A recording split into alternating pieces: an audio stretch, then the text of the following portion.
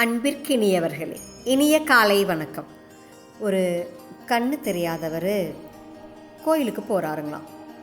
கோயிலில் போய் அந்த வரிசையில் நின்று ஒரு கொஞ்சம் கூட்ட நெரிசலாக இருக்குது. அங்கே நின்று சாமி பார்க்குறதுக்கு நிற்கிறார், கடவுள் தரிசனத்துக்காக நிற்கிறார்.